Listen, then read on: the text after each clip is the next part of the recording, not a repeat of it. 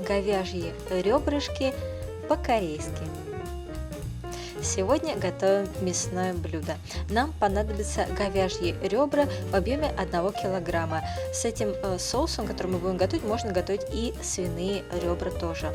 Мы должны будем оставить на ночь ребра в холодной воде. Где-то 12 часов мы их так держим. В течение этих 12 часов я меняла воду 2 раза. Затем, по истечении этого времени, мы должны будем промыть ребра в холодной воде, то есть слить ту воду, которая была прежде, и еще раз промыть их в холодной воде. Почему мы это делаем? Потому что когда ребра рубят, на них остается костяная пыль, и мы ее сейчас смываем. Затем мы должны вскипятить воду в количестве необходимом для объема ребер, которые мы собираемся кипятить, и кипятим в течение 10 минут. По истечении 10 минут мы видим, что вышли остатки крови и некоторая часть жира. После кипячения мы промываем их опять в холодной воде. Затем делаем соус. Нам понадобится сахар коричневый или белый в объеме 1 стандартной чайной кружки.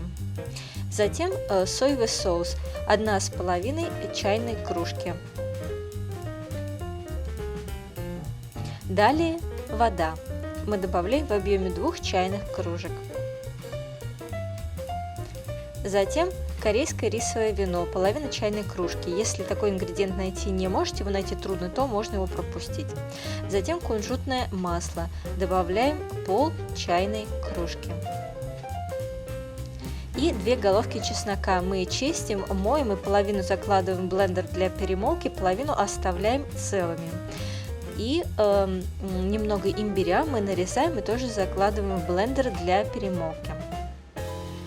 Нам понадобится также 1 сладкая груша.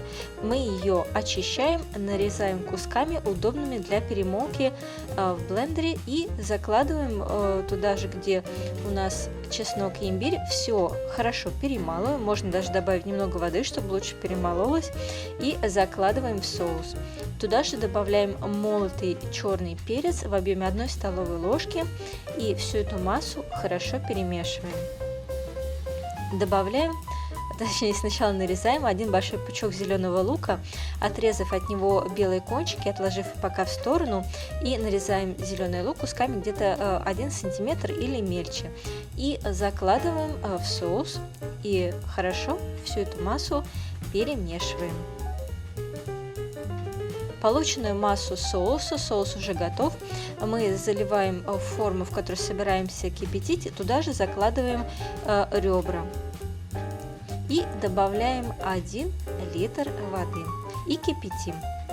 Готовим на среднем огне в общей сложности час, но для начала 40 минут кипятим, затем добавим овощи. За это время нарезаем 1 большую луковицу достаточно большими кусками, 2 зеленых перца чили, и если есть, то еще 2 красных перца чили, я просто не смогла их в этот раз купить. И 2 неострые перца чили длинные мы с вами тоже нарезаем вот так вот, такими вот кусками, достаточно большими. И 1 морковь среднего размера мы тоже нарезаем большими кусками. И затем, если у нас есть на это время, мы вот так вот аккуратно обрезаем края. Для чего это нужно? Чтобы форма моркови, чтобы морковь не разварилась в процессе варки, ну и чтобы было красиво. Но если на это времени нет, то мы это не делаем, а просто нарезанные куски закладываем. Затем 1 средний дайкон редис, или если нету дайкона, то можно использовать 2 больших обычных красных редиса. Мы должны будем редис очистить и нарезать достаточно большими кусками. То есть сначала разрезаем напополам, и затем нарезаем большими кусками.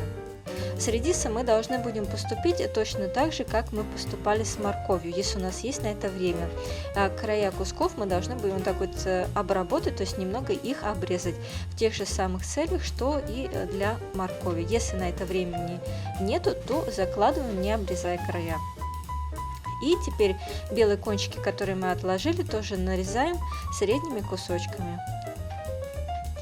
Через 40 минут кипячения мы добавляем в ребра прежде нарезанный редис и кипятим еще 20 минут на среднем огне.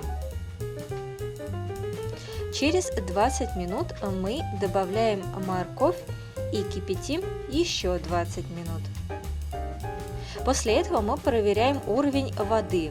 То есть, если половина воды ушла, и попробуйте еще мясо, если оно жуется уже достаточно легко, то мы закладываем лук, перцы, чили и также белые кончики от зеленого лука и чеснок, который оставили цельным. И готовим еще 2 минуты. И затем уже можно снимать с огня. Смотрите, чтобы какая-то часть воды у нас с вами осталась для соуса. И не торопитесь, все очень быстро и просто вываливать на какую-то тарелку. Это блюдо, оно достаточно богато цветом, чтобы подать его красиво. То есть накладывайте все его ингредиенты так, чтобы все цвета было его видно. И под конец уже залейте это соусом. И можно приступать к тестингу. Основной поинт этого блюда то, что ребрышки должны быть очень мягкими. Поэтому мы, самое главное, варим ребра до тех пор, пока они не размякнут. Поэтому в процессе приготовления, если ребра еще недостаточно мягкие, можно добавлять воду и готовить их больше, чем 1 час. И очень нравится мне в этом блюде редиска. Если нет редиса, то его можно заменить картофелем и готовить это блюдо с картофелем. Но поверьте, что с редисом оно гораздо полезнее и вкуснее.